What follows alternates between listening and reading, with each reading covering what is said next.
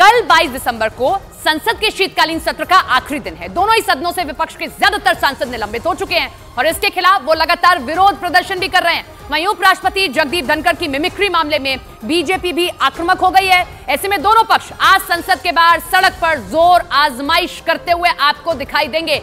पक्ष और विपक्ष दोनों सदन के बाहर आज आपको प्रदर्शन करते दिखाई दे सकते हैं। सांसदों के निलंबन पर इंडी गठबंधन के जितने भी सांसद हैं सब में गुस्सा है। आज वो मार्च निकालने वाले हैं। दूसरी तरफ उपराष्ट्रपति की मिमिक्री की गई टीएमसी के सांसद कल्याण बनर्जी की ओर से, लिहाजा बीजेपी गुस्से में है और इसलिए उसकी ओर से भी आज प्रदर्शन किया जाएगा। पक्ष और विपक्ष दोनों आज एक दूसरे के सामने खड़े दिखाई देंगे आपको। दोनों सांसदों के निलंबन के खिलाफ ईडी गठबंधन आज सड़कों पर उतरेगा। गठबंधन के सांसद और नेता आज सुबह करीब 10:30 बजे संसद से विजय चौक तक पैदल मार्च निकालने वाले हैं। मार्च से पहले गठबंधन के नेताओं की कांग्रेस अध्यक्ष मल्लिकार्जुन खड़गे के दफ्तर में बैठक होगी।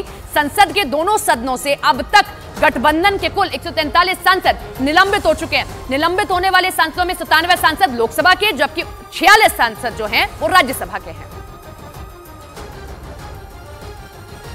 तो हमारे साथ हमारे दो सहयोगी लाइव जुड़ रहे हैं, उनका रुख कर लेते हैं। यतेंद्र हमारे साथ हैं और साथ ही साथ हमारे अरुण हमारे सहयोगी जुड़ रहे हैं। मैं यतेंद्र का रुख करूंगी सबसे पहले। यतेंद्र, हम देखते हैं कि सदन में बैठकर तो पक्ष और विपक्ष आमने सामने होते ही हैं, लेकिन यह बहुत कम होता है कि सदन के बाहर भी एक दूसरे के आमने सामने खड़े हैं। वो उपराष्ट्रपति के लिए प्रदर्शन करेंगे और ये अपने सस्पेंड हुए सांसदों के लिए।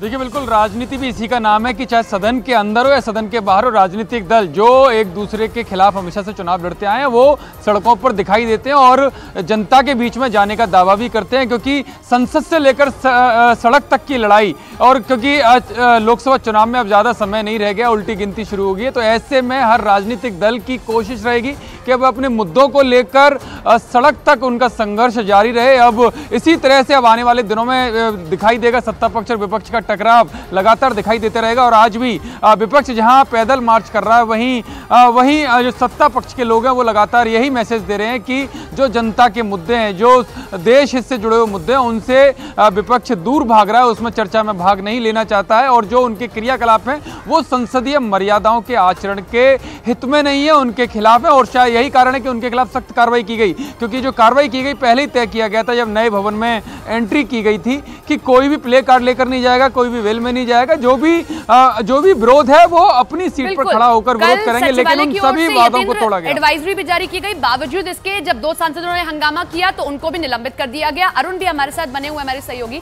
अरुण, जो चीज अभी हम यतेंद्र से पूछ रहे थे, हम सदन के अंदर तो देखते हैं, सदन के बाहर भी शायद इसका सबसे बड़ा कारण भी ये है कि 100-125 दिन ही बचे हैं अब लोकसभा के चुनाव में। अब जब भी कोई नेता प्रदर्शन करने आता है तो वो अपनी उपस्थिति भी दर्ज कराता है कि हाँ, हम अभी जिंदा हैं और हम चुनाव में जा रहे हैं।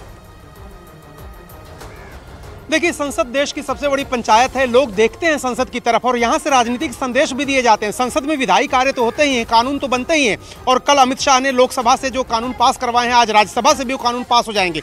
कानून तो बनते हैं, लेकिन नेता जो होते हैं वो अपनी ऑडियंस को, अपने वोटर्स को, अपने कार्यकर्ताओं को उनको मैसेज भी देते हैं। तो आज का मैसेज क्या है? आज का मैसेज ये है बीजेपी की तरफ से कि उपराष्ट्रपति की मिमिक्री की, उनकी बेइज्जती की, उनकी शान में गुस्ताखी की है, संवैधानिक मर्यादा को तोड़ा है, उसके खिलाफ वो प्रदर्शन करेंगे। जबकि कांग्रेस ये कह रही है कि आप 143 सांसदों को सदन से बाहर कर देते हैं, उसके बाद सदन चलाते हैं। ये संसदीय लोकतंत्र में अनप्रेसिडेंटेड है, पहले कभी नहीं हुआ था। उसकी मुखालफत में वो लोग प्रदर्शन करेंगे। और अब से थोड़ी देर बाद 10:15 बजे मल्लिकार्जुन खड़गे जो नेता विपक्ष हैं राज्यसभा में, उनके चैम्बर में अपोजिशन लीडर्स की बैठक होगी और उसके बाद 11 बजे ये मार्च संसद भवन से होकर जहां मैं खड़ा हूं, विजय चौक, यहां पर आने वाला है। और सबसे जो महत्वपूर्ण उनका मुद्दा है, वो अब भी ये मांग कर रहे हैं कि अमित शाह को जो संसद की सुरक्षा में चूक हुई थी उस पर बयान सदन के अंदर देना चाहिए। इस मांग पर वो अड़े हुए। बिल्कुल, इस मांग पर वो अड़े हुए हैं। हालांकि लोकसभा की ओर से कहा गया कि सचिवालय जवाब देता है और स्पीकर जवाब दे रहा है। ओम बिरला बार बार ये कहते रहे। यतेंद्र का मैं इस बार रुख करूंगी।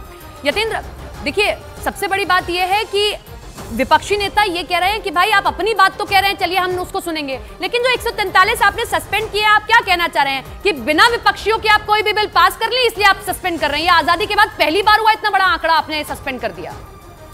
देखिए, विपक्ष का काम यही होता है कि जब सत्ता पक्ष कोई बिल लेकर आता है तो उस पर सार्थक चर्चा हो और उसमें विपक्ष एक बड़ी भूमिका निभाता है। और लोकतंत्र की खूबसूरती भी यही है कि सत्ता पक्ष और विपक्ष के लोग उसमें आपस में डिबेट करते हैं और जो भी उसके नकारात्मक पहलू होते हैं या सकारात्मक पहलू होते हैं उन पर खुले मन से चर्चा की जाती है और उस पर जो भी देश हित में होता है उसको सत्ता पक्ष स्वीकार भी करता है। कल भी कई सारे जो संशोधन आए और जिनमें अमेंडमेंट था वो सत्ता पक्ष ने स्वीकार भी किए। कल जो गृह मंत्रालय की तरफ से जो बिल पेश किए गए थे, लेकिन जहां तक बड़ी संख्या में निलंबन की बात है तो इसमें बड़ा खुलासा सामने आया था कि जो निलंबन हुआ वो विपक्ष के नेताओं के कहने पर ही हुआ। चेयर इतनी बड़ी संख्या में जो विपक्षी सांसद है उनका निलंबन नहीं करना चाहती थी, लेकिन उनकी तरफ से वो नाम दिए गए कि इनका भी निलंबन किया जाए। यानी कि विपक्ष एक मैसेज देना चाहता था कि सत्ता पक्ष तानाशाही कर रहा है और लोकतांत्रिक तरीके से लोकतांत्रिक मूल्यों का जो हनन है उनका प्रदर्शन कर रहा है और इतनी बड़ी संख्या में किया गया। लेकिन जब आज सच्चाई सामने आई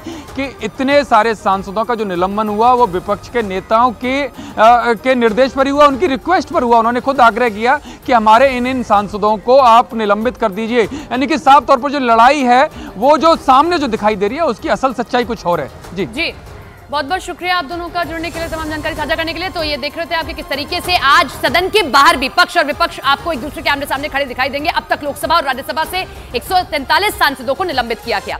संसद में सांसदों के हंगामे के बाद निलंबन की शुरुआत 14 दिसंबर से होती है।